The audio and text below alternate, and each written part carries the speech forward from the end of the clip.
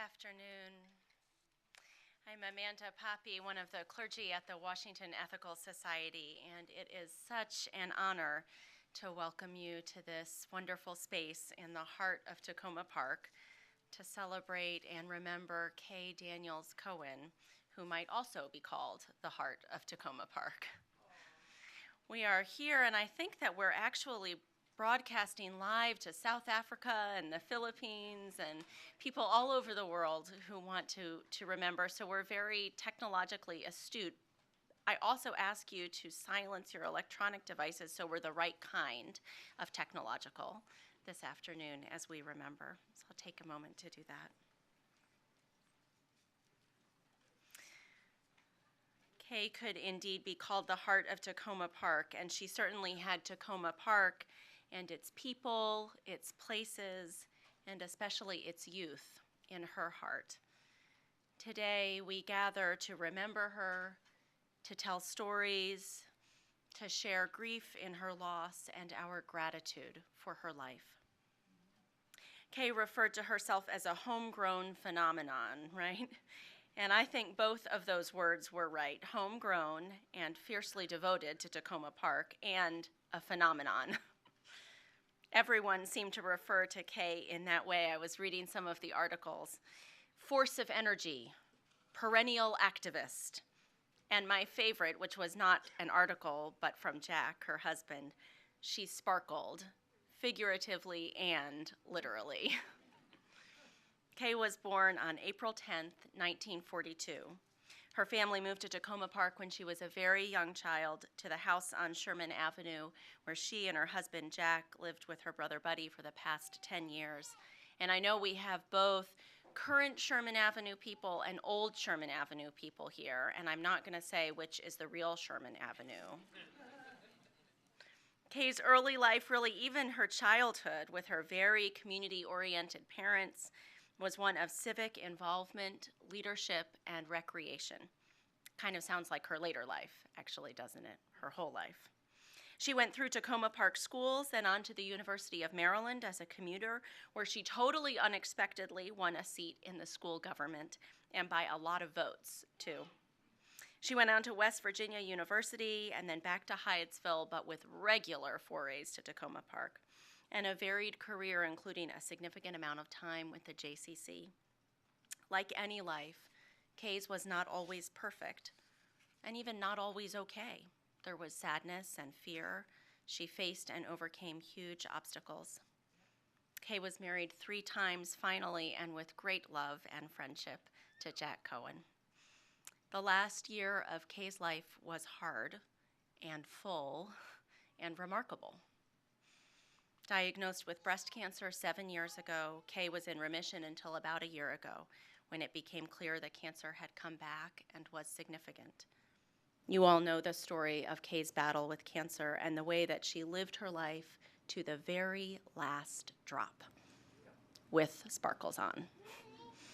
Kay died on February 20th, and today we gather to remember and to tell the stories, although the storytelling, I know, has already started and will continue long after this day. I'd like to start our storytelling together by inviting Meryl Leffler, Takoma Park's Poet Laureate, to come forward and share a poem.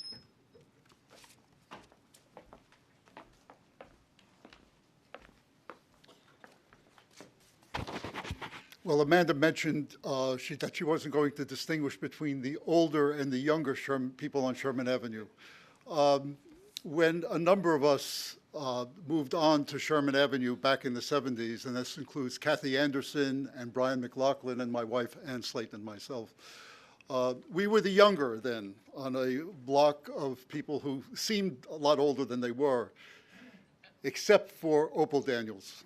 Opal was a reigning force.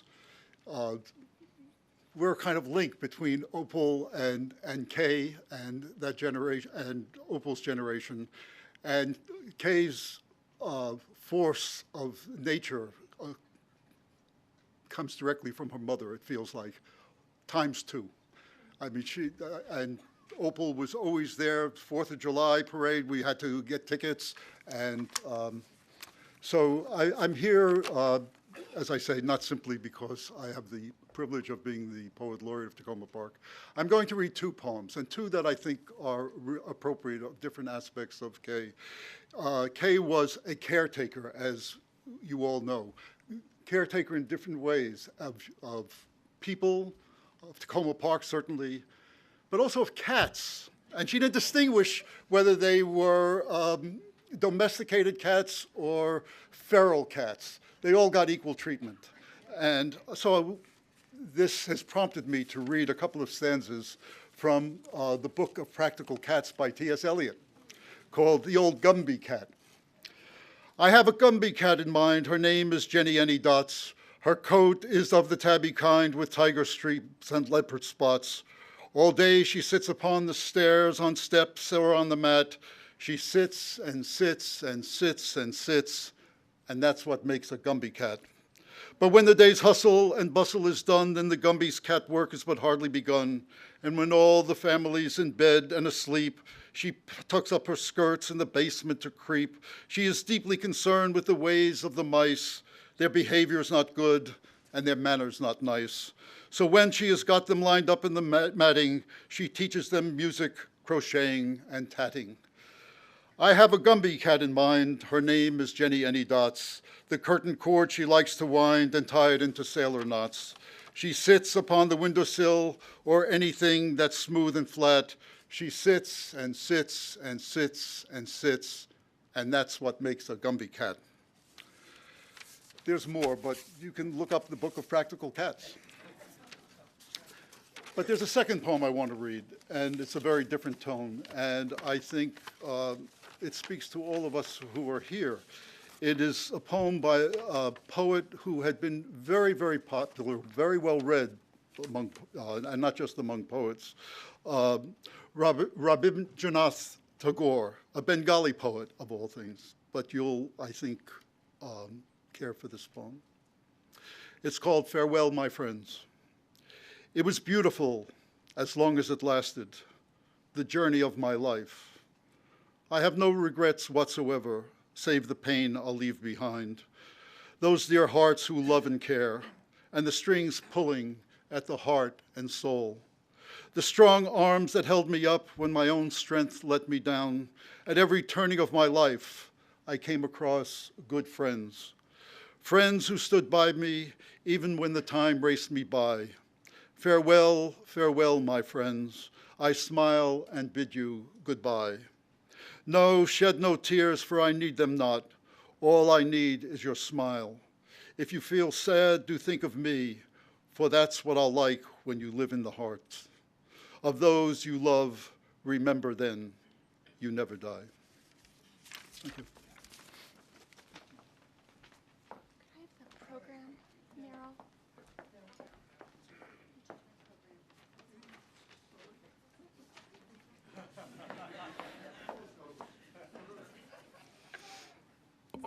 I'd like to invite then Seth Grimes, a city council representative here in Takoma Park.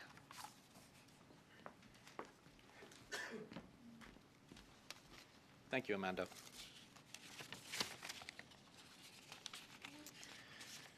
On behalf of the city of Takoma Park, allow me to welcome you all. Unfortunately, Mayor Bruce Williams couldn't make it today. Same with Councilmember Jared Smith and I believe Fred Schultz. I did see here Councilmember Tim Mayle, and I believe that Councilmember Terry Siemens is here. Also, I'll call out honorary Councilmember Pat Lovelace, who has made an incredible effort to attend council meetings and to cheer Kay on at every occasion. We're also joined by City Manager Brian Kenner, and I've seen, I think, just about every senior member of the city staff. Also, former Mayor Kathy Porter is here joining us. Speaking on their behalf and my own, Jack, Buddy, friends, neighbors, family, everyone who loved Kay, my and my colleagues' deepest sympathy. Kay is no longer with us, but her presence seems strong as ever. Strong is an apt word. One of its senses is synonymous with You'll hear this from speaker after speaker, with persistent, determined, confident, self-assured, unafraid. Kay was all of those things. I don't mean unafraid of the end that will befall each of us. I mean unafraid and confident in the encounter with things that should be changed, things that can be changed through persistence, determination, and engagement. We're talking work, but work that is rewarding, work that may even be fun when it involves and benefits neighbors, youth, and the larger community. Kay wasn't in it only for the things that she could accomplish. She enjoyed what she did on behalf of everyone else. Kay was all about youth, neighbors, and the community.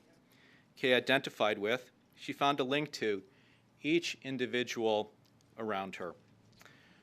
I very much enjoyed serving with Kay, and frankly, I envied her ability to connect with people in ways that I never could. I'll add, I'm grateful personally for the confidence that Kay expressed in me when we encountered the occasional controversy or difficult spot in our city work, in our community work. Her skills nicely complemented and reinforced other council members. We worked well together. Kay and I first got to know each other as members of the city's Takoma Junction Task Force. Kay was also past chair of the city's Recreation Committee and was a member of the Emergency Preparedness Committee. I wasn't the only one she exhorted repeatedly to go on a police patrol ride-along, something I still haven't done, something that I'm sure if she were speaking to an audience like this, she would tell you all to do, because it's a great way to learn about how our city works, what the employees do, what the community needs are. That's only one way, of course. I'm sure you'll hear from Howard Cohn about recreation programs, about basketball and community gardens. You may hear about play days and about saving the Piney Branch Pool. You've already heard about feral cats. Kay revived and headed the S.S. Carroll Neighborhood Association. She was involved with the Friends of the Library and the 4th of July parade. She showed her enthusiasm for the 4th of July in a way that that occasion certainly invites, colorfully. There's more, but you don't need a catalog. I couldn't tell you when I first met Kay because it seemed to us newcomers as if she had always been here and had always been active. Kay grew up in Takoma Park. You knew that. She did spend a few years away, but she drew strength from her Takoma Park roots. She loved to talk about how things used to be, the stores, the schools, the kids on the block. She could and did tell you about the wonderful work done by figures such as Lee Jordan. That telling became a habit in the form of the gold stars she awarded at council meetings, publicly recognizing individuals for their good work, for their neighborliness, for their accomplishments. Kay expressed her appreciation, her joy in knowing so many people who shared her will to serve the community. I miss Kay, but while I'm saddened by this occasion, I am grateful there is so much to say, so much to remember.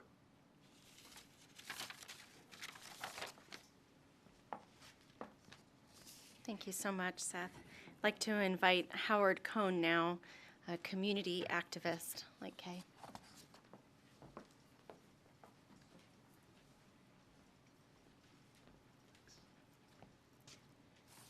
Good afternoon.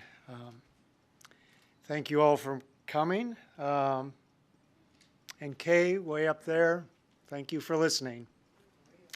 Check out the beads. I'm usually pretty good with words, so I'm hoping to do justice to Kay. But as you all know, Kay spent a lot of her life living outside of the English language. I mean, seriously. Did you ever get an email from Kay? Did she not end every single message with the word huglets? Huglets. Well, it was a word to Kay. Kay defied easy words. She defied easy categories. She defied a lot of things. She was a radical, and yet she was also a traditionalist. She was, in other words, a walking contradiction, and maybe that's why she made up her own words and her own categories. She was my dear close friend. But but give her 5 minutes and she could have been anybody's dear close friend. She had more love to give than anyone I ever met. And Jack and Buddy, you are lucky dudes to have spent so much of your lives with her. Let me tell you about the day I met Kay. It was at a meeting. I sat down next to her. Now, I had heard that she was kind of wild and wacky. You know, and since I knew Buddy, I thought, well, that's entirely plausible. But actually, she's at the meeting, she seemed kind of ordinary and normal. And but then at one point, I dropped my pen and I bent over, and what did I behold? I beheld a woman wearing really wild and wacky socks. They were long rainbow colors, probably a dozen colors, from her ankles to her knees. So, yeah, not an ordinary girl, not an ordinary lady. And the more I got to know Kay, the more I realized how extraordinary she really was.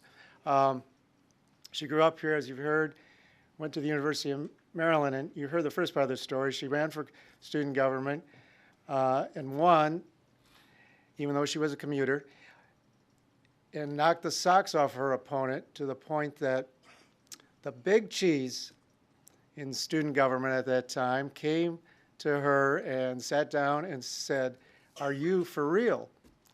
Well, that guy was Steny Hoyer, who, as you know, the second-ranking Democrat in the U.S. House of Representatives.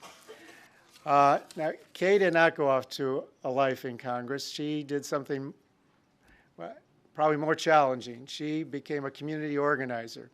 You know, and Barack Obama once said, the hardest job he ever took on was as a community organizer. Now, of course, he said that before he became president, but you get the idea. Kay had no formal training as an organizer, except what she had learned at home, which, as I understand, was quite a bit. But mainly, she had a gift for it. She had an instinct. And I can't begin to tell you how much she did here in Takoma Park, but let me give you a few examples. She helped start a basketball league. She helped start a international festival, and she started the community garden for kids that's outside here at City Hall. And she succeeded with a lot of old-fashioned perseverance. I mean, in all cases, these were not easy and automatic, pretty much the opposite, but she did succeed. And she also succeeded because she was Kay. What did she know about basketball? Well, actually, really not that much. She knew football. She was all about the Redskins, but not so much basketball. However, she kept threatening, and I think that's the right word. She kept threatening to volunteer to be a basketball coach. Now, can you imagine this woman in her wild and wacky socks jumping up and down and screaming on the sidelines? And I think all of us working on that basketball league worked really hard to get other coaches to keep Kay off the sidelines. As for the festival to celebrate internationalism, now that's the sort of thing where people can get really overly serious, but not Kay. We had a few suppers leading up to the festival, and in each and every time, she brought a takeout pizza, because to her, that was the ultimate, is the ultimate international dish. And what did Kay know about gardening? Well, her approach was to stick seeds in the dirt and let nature take its course. And I tried to explain to her that there is a science to it. So I did it my way, the scientific way, and she did it her way. And wouldn't you know it, her way worked better than mine. I have to I have to admit that the best approach always was to let Kay be Kay, because she had a gift, because she had an instinct, or maybe she had connections that she never told anyone about. But whatever she had, I'm pretty sure she still has it.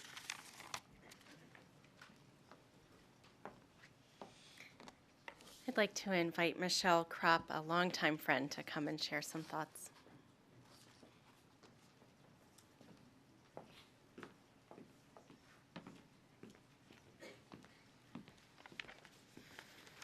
Thank you, Amanda.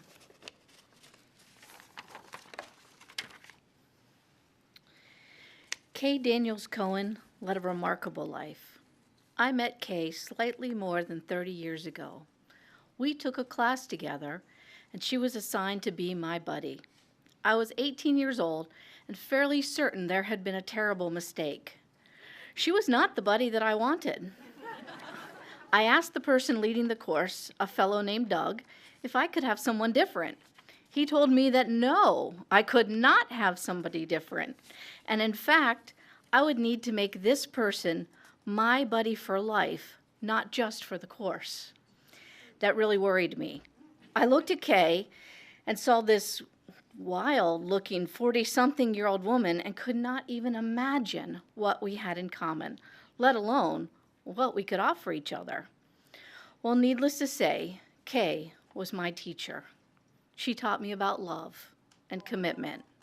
She did it so patiently and so lovingly.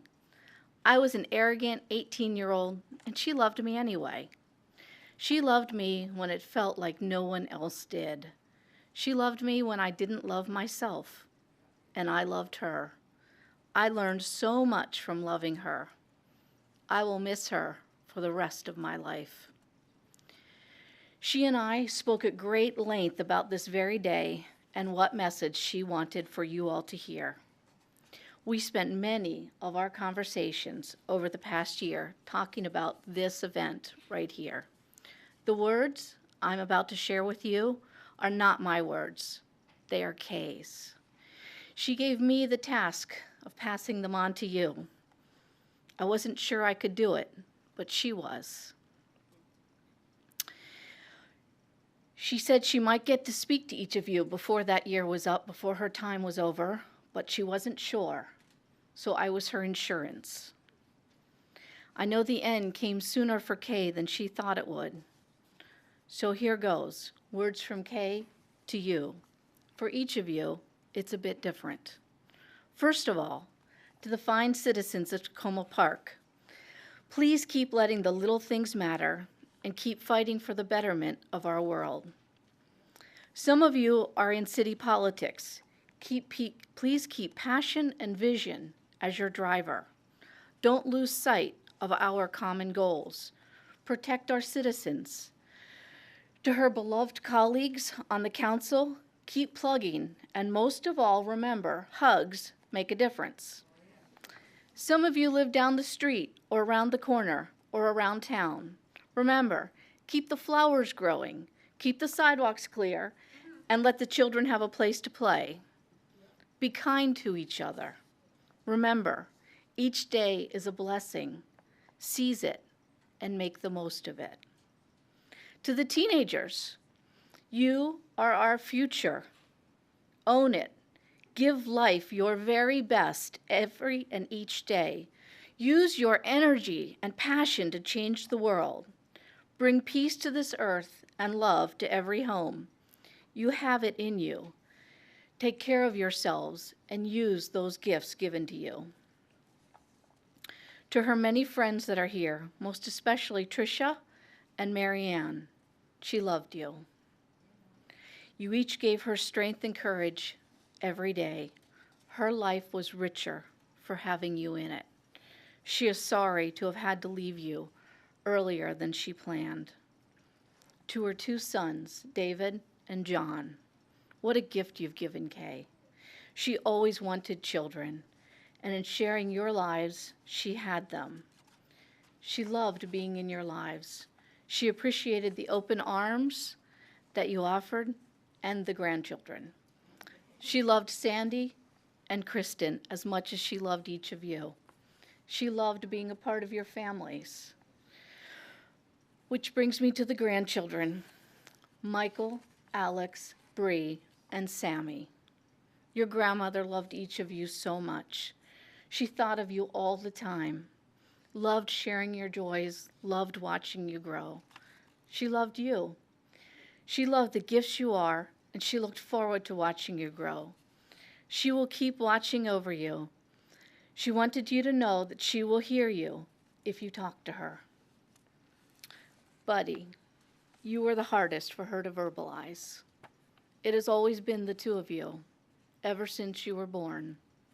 She cherished you. She cared for you. She always wanted to be there for you. She did not want to leave you.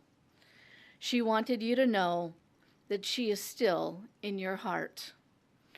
When you need her, look inside, and she will be there. Hang on and take risks with others. Open up and let people love you. Kay loved you. Jack. Jack, Jack, Jack. You were the love of her life. The man she spent all that time looking for, and she didn't want to leave you so soon. She had big plans for the two of you, but she knew that you will be okay.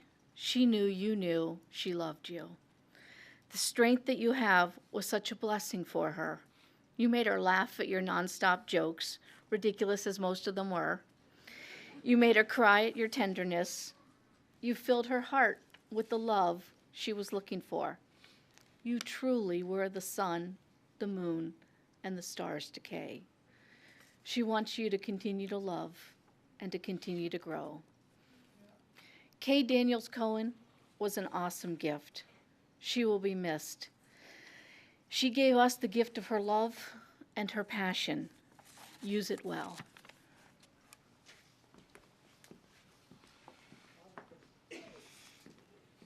Michelle, thank you for those powerful, powerful words.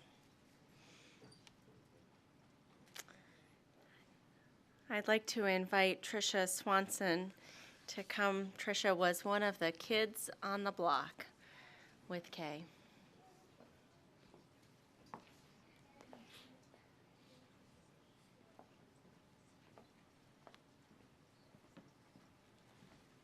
Hi.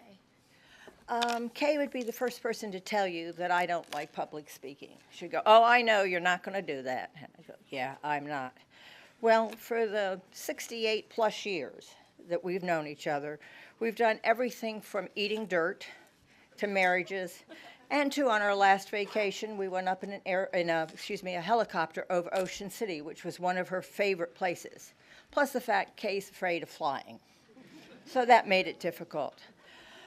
I could go on with stories for days, but I'm not going to do that. Kay has always been in my heart, and that's where she belongs, and that's where she's always going to live. That's it. Thank you.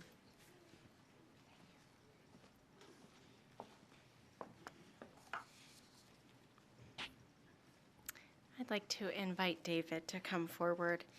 Oh, actually, I think Alex first to come forward and share some words. Kay's granddaughter.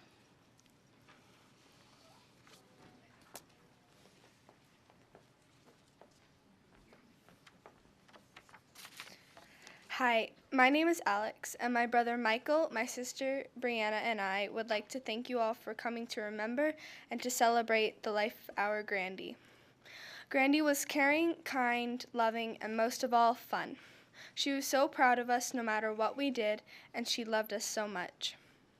Grandy taught us that you can do anything in life as long as you try and believe in yourself. Grandy was awesome and full of life. She was vibrant inside and out, literally. She wore more sequins than me and my sister combined, and she always had something with her favorite color, red. But what she loved to wear most was shoes. Almost every time we saw her, there was a different pair of shoes on her feet. She had such a crazy obsession for shoes that last year we ordered a custom pair of red Grandy K high tops for her birthday. No matter what, she was there for everything we did, from sports to gardening to scouts and drama productions to band concerts to piano recitals, and dance shows. She was so supportive that we've won countless prizes at school and Scout fundraisers because Grandy had bought the most wrapping paper, popcorn, cookies, and anything else that we were selling. This year alone, she ordered 30 boxes of Girl Scout cookies. For every holiday or major milestone, we could always count on going to the mailbox and finding cards for each of us, and not only from Grandy and Grandpa, but from our cat cousins and great Uncle Buddy. Every card always includes stickers, even for my parents. She pretty much kept Hallmark in business. She made Christmas, Hanukkah, and birthdays awesome. We are going to miss Grandy more than words can say, but she will always be in our hearts forever. Thank you. Thank you so much. And David, will you come and share some words?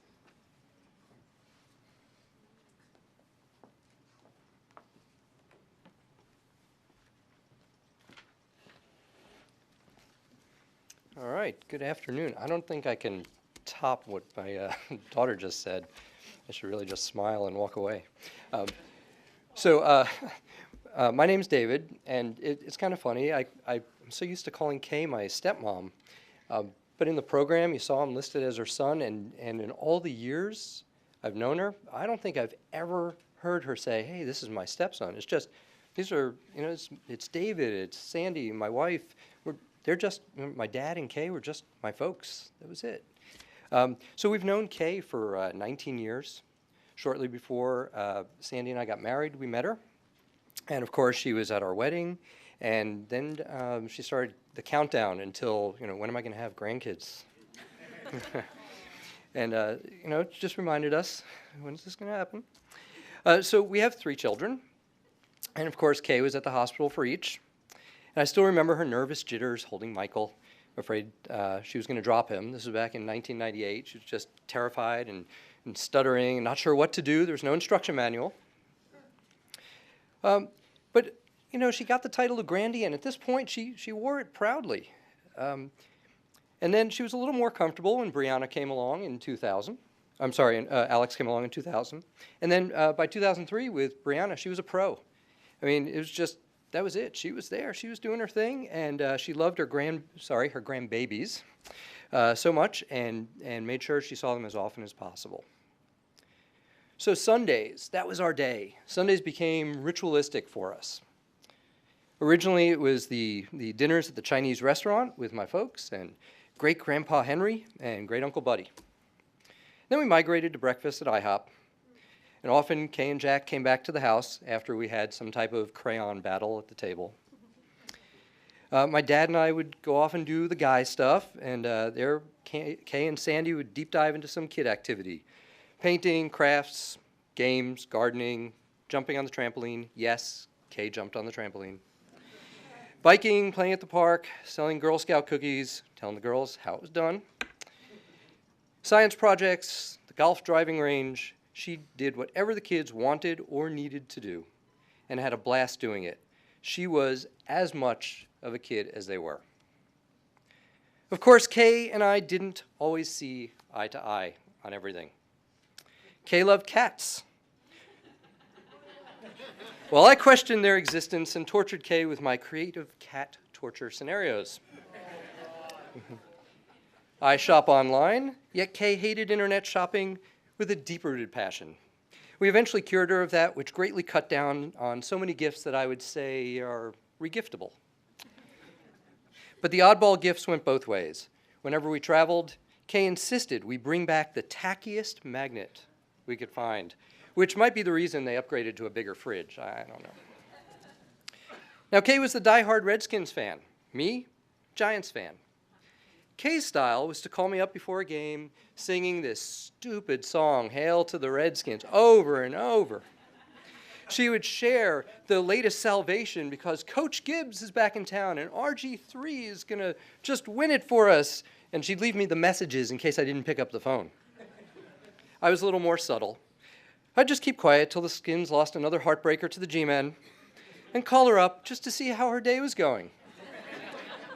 Oh, and just for today, I did wear a New York Giants tie, because I'm sure Kay would appreciate that.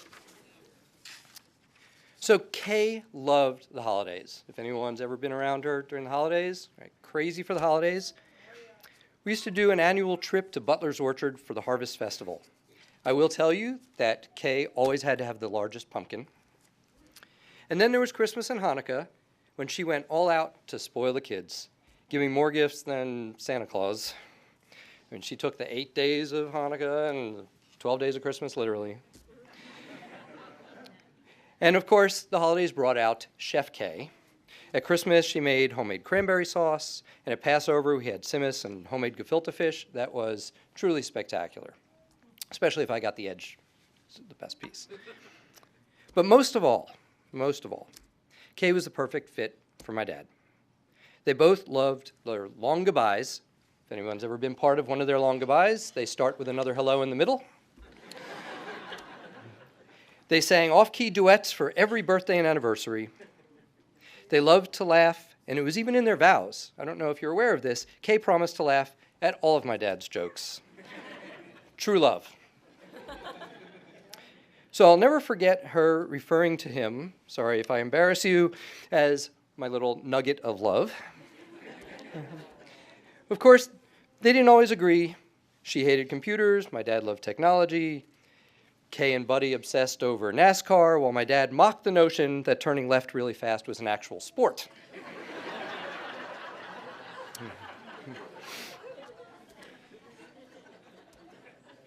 So I must say that today, I think about this, it's a bit surreal. I haven't gotten a single outrageous call lately. Kay hasn't arrived fashionably late to any event. She hasn't boasted about not knowing how to use half the features of this new phone that they insisted she get. She hasn't asked for a Diet Coke in a coffee mug with no ice. And she hasn't reminded me that I have to text her somehow pictures on her phone because she still refuses to use Facebook. Kay's passing has truly left a hole in our family and every single life that she touched. She'll be missed by everyone, but her spirit will live on in all of us. We are blessed to have known and loved her. Now, in the spirit of Kay, she never liked goodbyes. So it's only appropriate to close with Kay's infamous words if you've ever left her a voicemail message. See you around like a donut. Bicycle.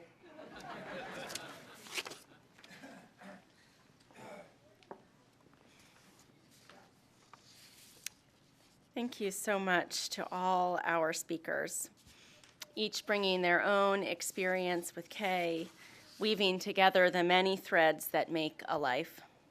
And of course, there are still more threads, stories that perhaps you know, elements that make Kay who she is. I actually love the way Kay put it, quoted in one of the articles about her. You might know this quote, "I can only be myself. I can't be anyone else." As our formal time together this afternoon draws to a close, I want to invite you to hold on to that vision, that memory of Kay that you have, to really bring it to mind for just a moment in shared silence. I invite you to close your eyes if you'd like, take a deep breath, and find that picture of Kay in your mind, who she was for you.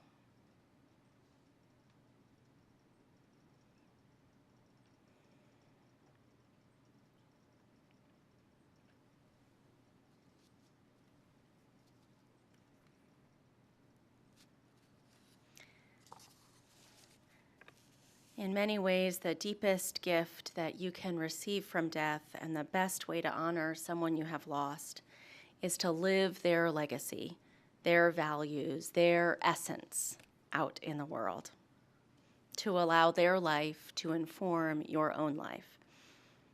Ethical culture clergy person Algernon Black put it this way: birth and death are part of the mystery of life, part of the human condition. The important thing is not to fear death, but to fear not living.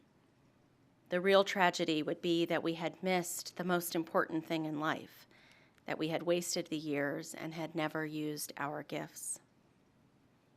No one could say Kay didn't use her gifts. Kay has died, but more importantly, Kay lived. Fully, deeply, vivaciously, goofily.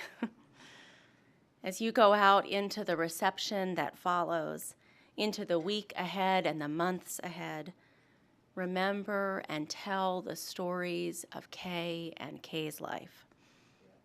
Find a way to bring a little bit of Kay into your own life, to honor her by bringing her spirit into your work.